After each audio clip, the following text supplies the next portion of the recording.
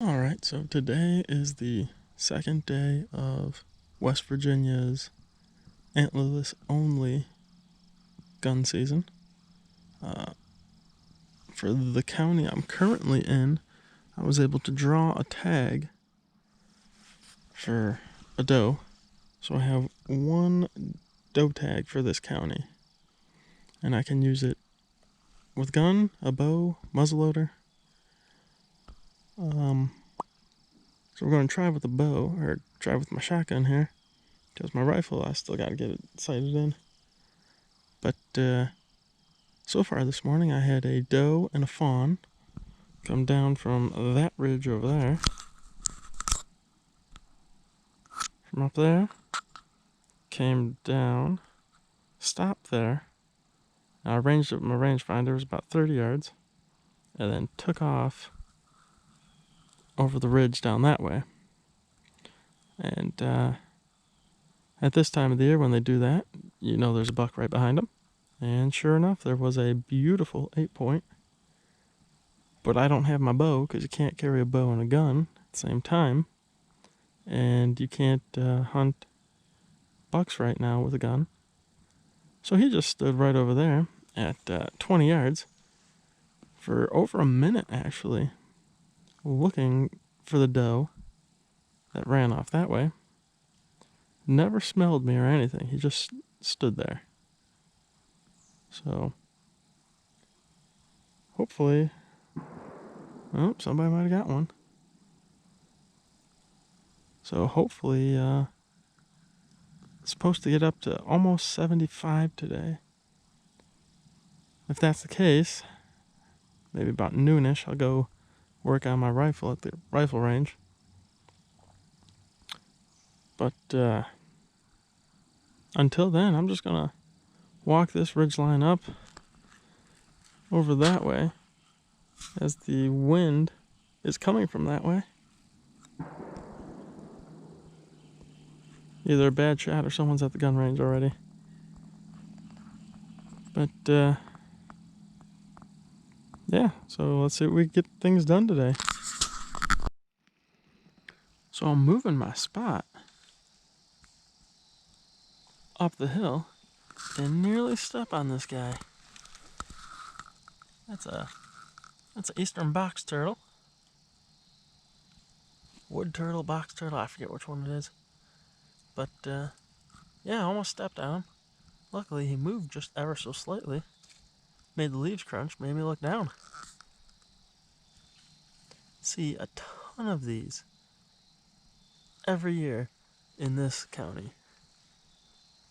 I think last year, between hunting season and turkey season, I counted like 57. I mean, they're everywhere. So as I'm walking up the ridge, I'm gonna go up, take a left, and then go back to my car. I came across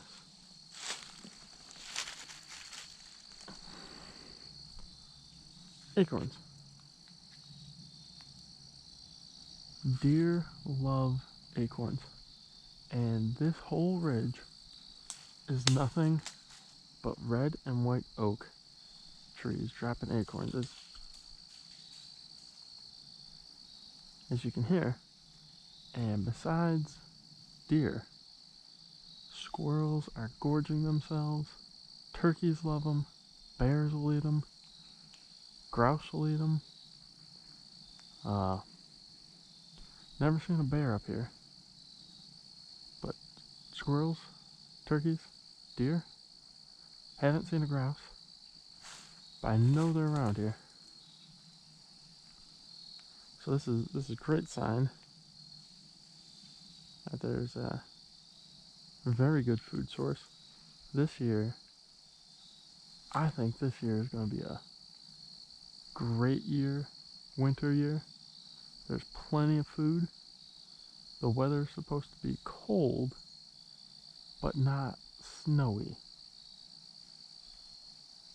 So as long as, oh, there's a deer over there, not a deer. There's a squirrel in the tree looking at me. Here he comes.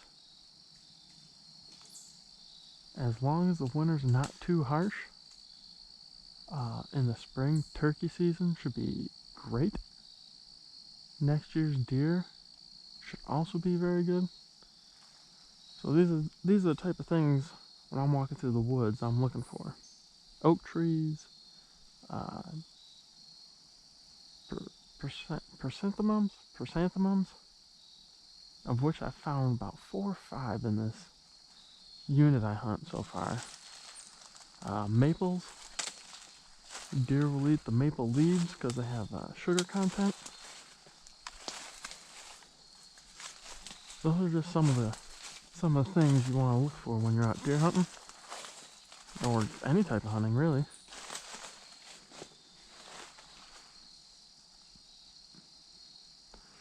There it is. Squirrel.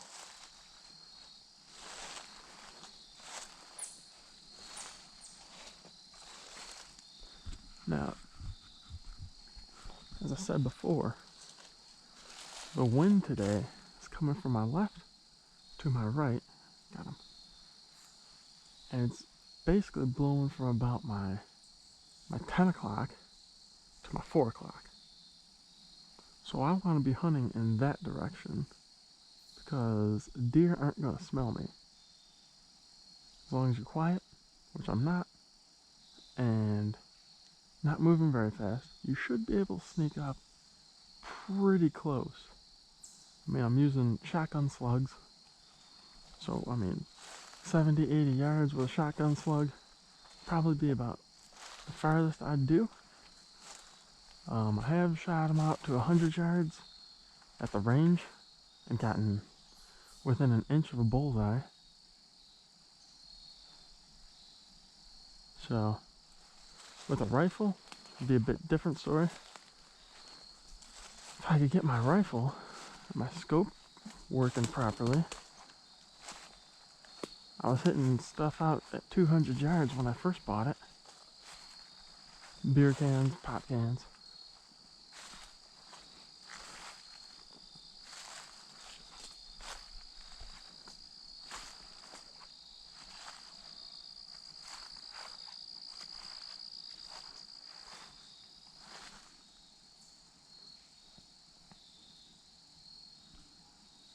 Now the sun is coming out.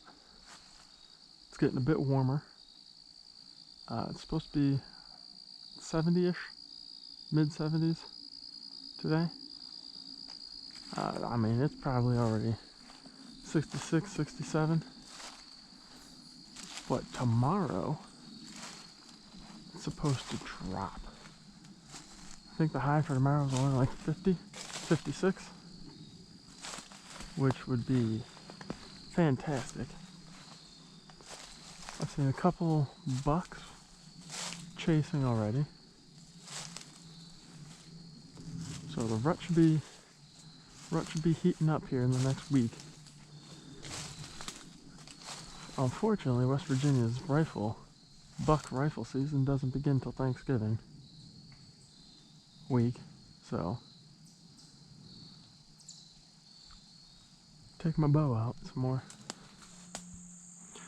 Alright, so the rest of my morning was fruitless.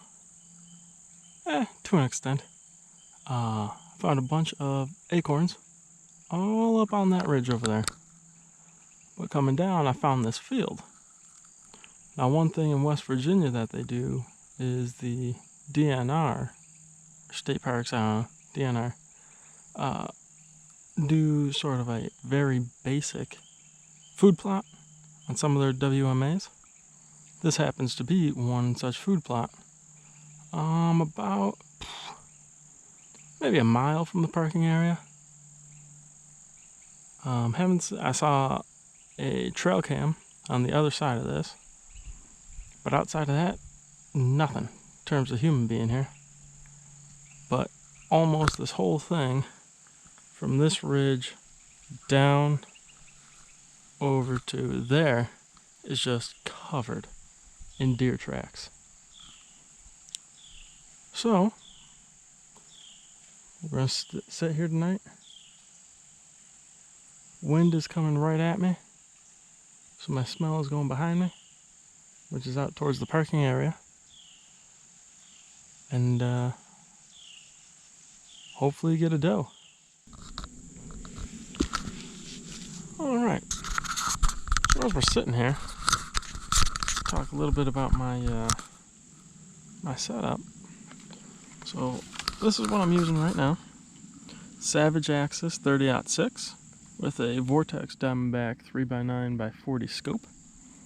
For those of you who are new to hunting, basically 30-06 is a type of bullet, the caliber of the bullet.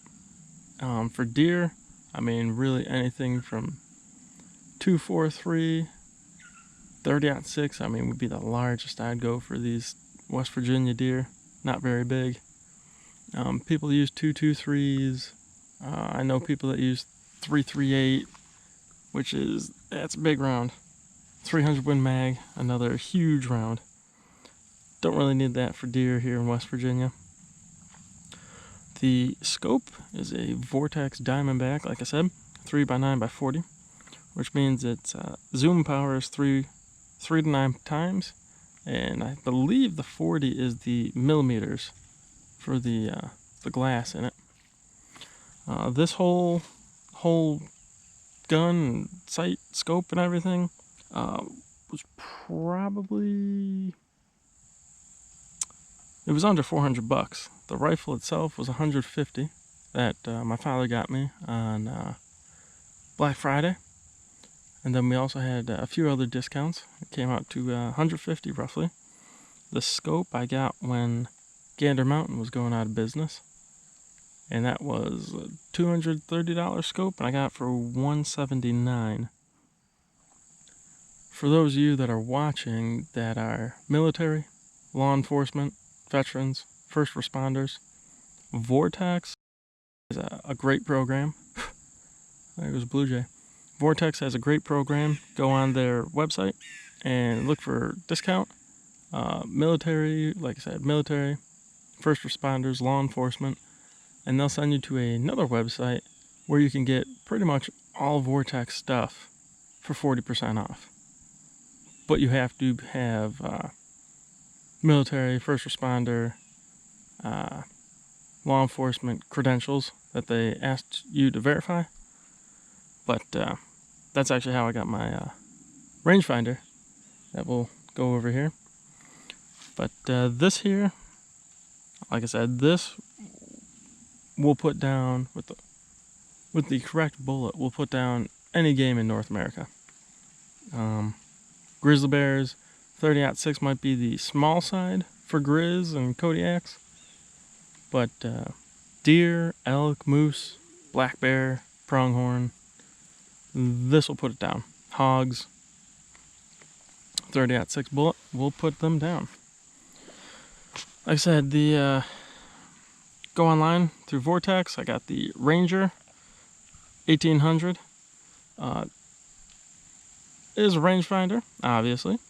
Very simple to use. When you see rangefinders, people think 1800 yards. That's how far it will read deer or elk or whatnot. That is not the case. 1800 is for reflective surface. So the white side of a house, a vehicle, gun range plates that are metallic, that bounce light off, highly visible. So far with this, I've been able to range people at the city park.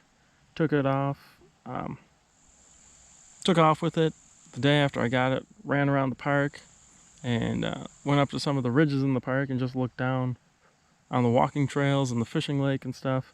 And I was ranging people at about 900 yards. So that's as far as I've gotten with it so far. Eventually, I mean, out here in the east, it's a bit much for what I do, but eventually I'd like to get up to Alaska or back out west where I was living, and this is coming pretty good, pretty handy out there. All right, where's my next thing here? Oh, there we go.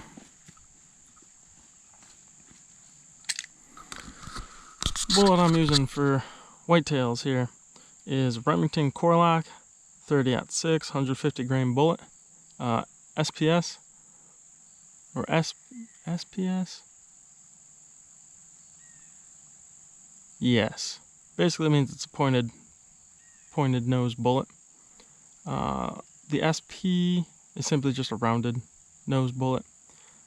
I don't find any difference in them at the ranges I'm shooting deer. For the most part, less than 100 yards. That's pretty much it. I mean, whitetails, hogs, elk, even pronghorn, 150 grain bullet is all you need. Elk, moose might go up to 180, and then grizz, they go up to 220 grain. The biggest I think you can get 30-06 bullets. I might be wrong about that, but it might be the biggest. And then just my bag, water. Always carry water with you. Good flashlight. Make sure you have your rules and regulations, your license, a very sharp knife. I have 2 of them in there, plus a pocket knife in case I needed anything. I also have 2 other flashlights in here. One is just another little teeny belt one, and then the other one is a blood trailing specific flashlight. That one was a bit expensive for a flashlight. It was like 70-80 bucks. But it comes with regular light, ultraviolet, blue, and then a red light. I've used that twice to track deer blood trails in the dark, and the blood just, I mean, it lights up. So that's all I got for you for right now, and hopefully in a little bit we'll be tracking a deer.